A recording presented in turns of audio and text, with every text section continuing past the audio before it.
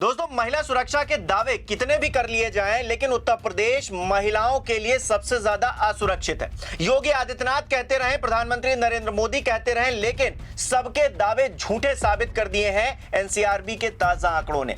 NCRB के ताजा आंकड़े बता रहे हैं कि उत्तर प्रदेश में महिलाओं का जीना दूभर हो गया है। सबसे ज्यादा अपराध अगर पूरे देश में कहीं पर महिलाओं के प्रति हो रहे हैं तो उत्तर प्रदेश में हो रहे हैं, जो योगी आदित्यनाथ और प्रधानमंत्री नरेंद्र मोदी के दावों से कोसों दूर जमीनी हकीकत को बयां कर रहे हैं। नमस्कार, मेरा नाम हिमांशु मिश्रा है, आप देख रहे हैं 4PM न्यूज नेटवर्क। दोस्तों, अभी हाल ही में एक खबर आई है कि गायत्री प्रजापति को जेल के अंदर जख्मी कर दिया गया, उन पर हमला हुआ और गंभीर रूप से उनको चोटें आई हैं। इसको लेकर यूपी तक पर खबर भी छपी है। लखनऊ जेल में पूर्व मंत्री गायत्री प्रजापति पर हमला, अलमारी की स्लाइडिंग से मारा गया। हमलावर कौन? अखिलेश यादव सरकार में मंत्री रहे गायत्री प्रजापति पर लखनऊ जेल के अस्पताल में हमला हुआ। अलमारी की स्लाइडिंग से हमलावर कौन था? सिर में चोटें। अखिलेश यादव ने यूपी में सुरक्षा की स्थिति पर गंभीर सवाल खड़े किए हैं। तो दोस्तों, ये है जेल के अंदर का हाल। इसके अलावा देखिए, आजम खान को लेकर क्या दावा किया जा रहा था। आजम को जेल में दिया गया जहर, पत्रकार शाहिद सिद्दीकी ने अस्पताल में मिलकर मुख्तार वाला दावा किया।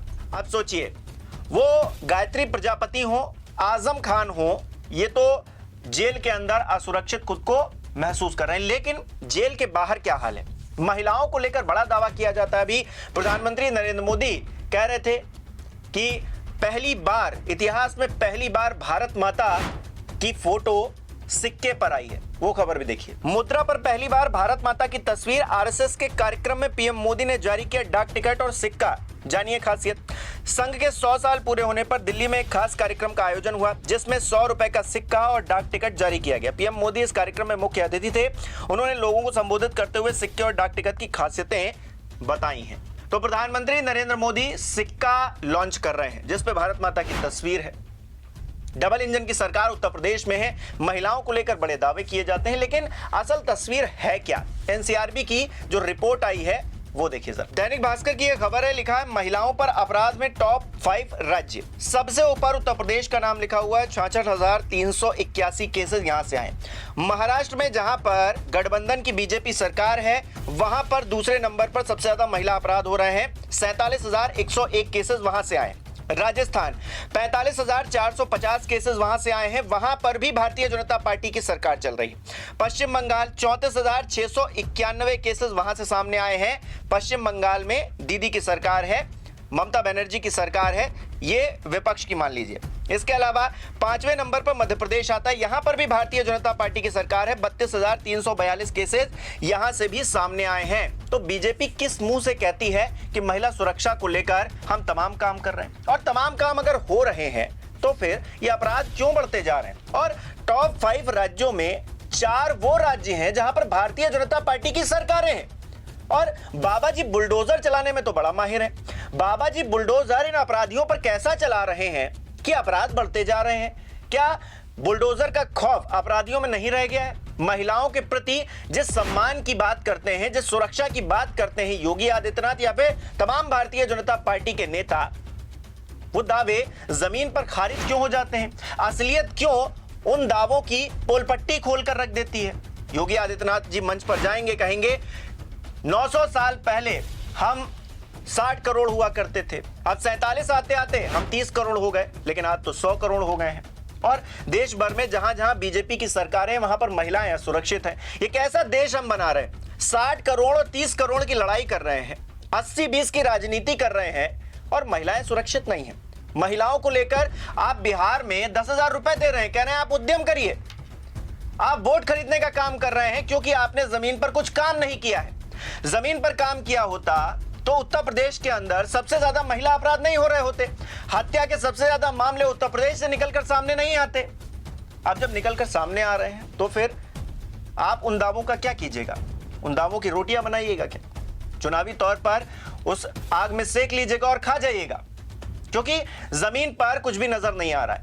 जमीन पर यह नजर आ रहा है, और एनसीआरबी के आंकड़े कोई मीडिया चैनल अपने घर पर नहीं बनाता है, ये सरकारी आंकड़े हैं जो बता रहे हैं कि सबसे ज्यादा महिला अपराध उत्तर प्रदेश में हो रहा है। हत्या के सबसे ज्यादा मामले निकलकर उत्तर प्रदेश से सामने आ रहे हैं। टॉप 5 राज्यों में महिलाएं सबसे ज्यादा असुरक्षित हैं, जिसमें से 4 बीजेपी शासित राज्य हैं। और मैंने शुरुआत में आजम खान का जिक्र किया, जिन्हें जेल में जहर देने की बात निकलकर सामने आई, स्लो पॉइजन उन्हें दिया जा रहा था, कुछ ऐसी खबरें निकलकर सामने आ रही थी। और गायत्री प्रजापति जिन पर हमला हो रहा है, तो ना जेल में लोग सुरक्षित हैं ना जेल के बाहर लोग सुरक्षित हैं। तो एक ऐसा प्रदेश योगी आदित्यनाथ गढ़ रहे हैं, बहुत बड़ी बड़ी बातें मंच पर खड़े होकर कर देते हैं, लेकिन जमीन पर उसका असर नहीं दिखेगा। तो फिर हम कैसे आपकी सरकार को अच्छा मान लें? अब इस बात को लेकर राजनीतिक माहौल बनेगा तो कहेंगे कि विरोधी हैं इसलिए ऐसी बातें कर रहे हैं। आज सरकारी रिपोर्ट्स इस तरह से अगर बताएंगी, बखान करेंगी, आपकी सुरक्षा के दावों की पोल खोल देंगी, तो फिर आपसे कोई सवाल भी ना पूछे और सवाल आपसे पूछा जाएगा तो आप कहेंगे कि ये देश विरोधी है, ये देशद्रोही है। हमने लद्दाख में देखा ना, सोनम वांगचुक कितने बड़े देशभक्त हैं, ये किसी को बताने की जरूरत नहीं है। उन्होंने जो देश के लिए, सेना के लिए किया है वो हर कोई जानता है।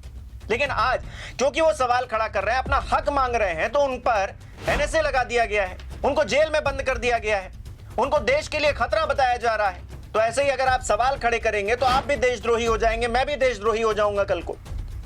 लेकिन ये जो आंकड़े हैं ये क्यों आ रहे हैं? महिला अपराध उत्तर प्रदेश में क्यों बढ़ रहा है? एडवर्टीजमेंट पर जितना पैसा खर्च किया जा रहा है उसको अगर जमीन पर महिला सुरक्षा के लिए लगा दिया गया होता तो शायद आज ये आंकड़े निकलकर सामने नहीं आते। और उत्तर प्रदेश में रहने वाला कोई भी व्यक्ति इस बात को बर्दाश्त नहीं करेगा कि आधी आबादी डरी हुई है, परेशान है और महिला अपराध उत्तर प्रदेश में बढ़ते जा रहे हैं। आप कैसा उत्तर प्रदेश गढ़ना चाहते हैं जहां पर महिलाएं असुरक्षित महसूस करें? प्रधानमंत्री आएंगे, मंच पर कह देंगे कि महिलाएं तो रात को भी निकल सकती हैं। हमने देखिए कितना अच्छा माहौल बना दिया है। इन्वेस्टर समिट करेंगे आके उत्तर प्रदेश के अंदर, कहेंगे देखिए आइए सब लोग इन्वेस्ट कीजिए क्योंकि उत्तर प्रदेश सबसे ज्यादा सुरक्षित है। कहां सुरक्षित है? एनसीआरबी के जो आपके आंकड़े हैं वो ये बता रहे हैं कि महिलाओं के प्रति सबसे ज्यादा अपराध उत्तर प्रदेश में हो रहा है। टॉप 5 राज्यों में 4 राज्य आपके हैं जहां पर आपकी सरकारें और महिलाएं असुरक्षित हैं। लगातार केसेस वहां से निकलकर सामने आ रहे हैं। तो इन दावों का क्या कीजिएगा? ना पुरुष सुरक्षित हैं जेल के अंदर, यानी जो अपराधी हैं एक तरह से उनको मानिए, वो भी अपने आप को सुरक्षित महसूस नहीं कर पा रहे हैं, कोई भी हमला करके चला जा रहा है। और जो महिलाएं बाहर हैं, खुले वातावरण में हैं, उनको अपराधी छोड़ नहीं रहे हैं, उन पर भी लगातार हमले हो रहे हैं या फिर महिलाओं से जुड़े अपराध हो रहे हैं। तो उत्तर प्रदेश किस दिशा में जा रहा है अपने आप में समझा जा सकता है। और योगी जी कितने भी दावे कर लें, मोदी जी कितने भी दावे कर लें, कितना भी एडवर्टीजमेंट अखबारों में छपवा दें, टीवी पे चलवा दें, लेकिन उससे महिलाएं सुरक्षित नहीं होंगी। क्योंकि होता यह है कि आप भ्रष्टाचारियों को अपनी पार्टी में ले आते हैं, जो अपराधी हैं उनको अपनी पार्टी में ले आते हैं और उनको अपनी वॉशिंग मशीन में धोकर आप कहते हैं कि सब कुछ चंगा है।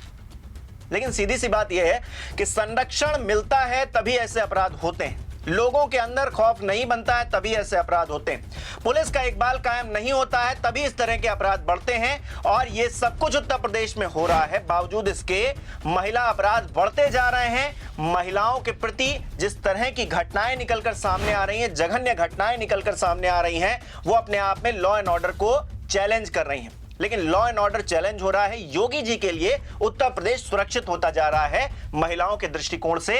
अपने आप में जो दावे योगी जी के हैं उनको एक तरफ रखिए और दूसरी तरफ इन आंकड़ों को रखिए, तो पलड़ा किसका भारी होता है मुझे कमेंट करके आप जरूर बताइए। इस वीडियो को लाइक कीजिए, शेयर कीजिए और हमारे चैनल को सब्सक्राइब नहीं किया तो वो भी जरूर कीजिए।